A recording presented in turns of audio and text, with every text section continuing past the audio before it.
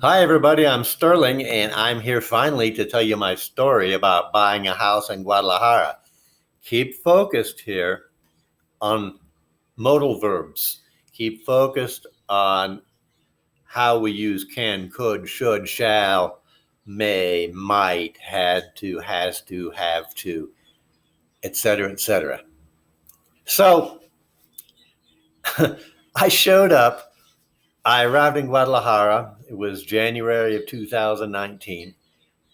I had no experience buying or renting a house in Mexico. And so I wondered if I could do it, if I could do it without making a mistake. So I found myself wondering, can I do this? Can I do this? Should I even try to buy a house, or should I just rent? Because the rent is relatively cheap here, but it's not so cheap that it wouldn't matter. And I wasn't really thinking in those terms yet at that point. So I started out renting because really the rent did seem really cheap as compared to my United States reference. And as it turned out, I discovered that I was paying more than I should have been paying for rent. I was paying a lot more than I should have been paying in rent. And I didn't really know this until I was 6 months into the rental contract. 6 months had passed. So it was at that point that I thought, well, maybe I might consider buying a house. I might consider that now. I knew it might be best to buy. It might be better, but I still found myself thinking, shall I wait? Should I buy now? Or should I wait? What should I do? I didn't know what I ought to do. I wasn't sure. So then I started to count my pennies, pesos, and I discovered I was overspending. How much was I overspending? Well, it was usually an amount. It was an amount nearly equal to my rent payments. And I realized that if I continued to do this, if I kept overspending, well, then I would spend the money I was going to need to buy a house in the future. And you don't want to spend the money that you're going to need in the future. You need it now. So as a result, I started considering what I ought to do. What should I do in this situation? And part of my thought process was my thought process was my how do I say this? Part of my thought process was like, well, I had better at least start looking before I start spending all my money. I ought to start looking. And I discovered that there were a lot of choices that I could make. There were choices I could make because I had a rental contract for a year, and it was going to expire. So I thought it might be best to make a purchase ahead of time before that expiration date. So after looking at a lot of places, I decided on a pre-sale house, a new house that I bought through a supposedly reputable development company. And the sales representative told me that I might expect a delivery date near the end of my rental contract. I thought, that's great. If I might expect a delivery date at the end of my rental contract, I will be finished paying rent.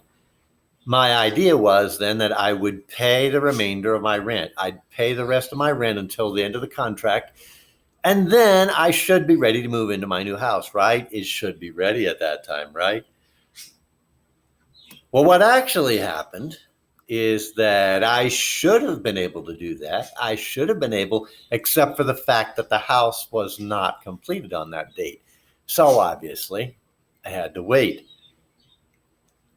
one fortunate turn of events, one good thing that happened was that I was able to move into a rental house located in the same colonia as the house that I was buying. And I'm not going to tell you all the details about that because the story's getting long already. But the long and the short of it is, to make a long story short, is that my house still has not been delivered today, 7 months after the termination of my rental contract on the first house. I'm in another rental house. So finally, we signed the closing papers to get the title of the house in the early part of May. I think the company thought this would make me feel good. The company assured me at that time I could expect delivery within 6 to 8 weeks after having title of the property. So I signed the papers, and I knew I could expect delivery within 6 to 8 weeks, right? Well, at that point, it appears that the truth had been exaggerated. Currently, on this date of recording this video, I'm at the 7-week mark since the closing. 7 weeks have passed since I got title to the house, and I was told delivery will be within 8 weeks. I have inspected the house, and I know it will not be completed in 1 week.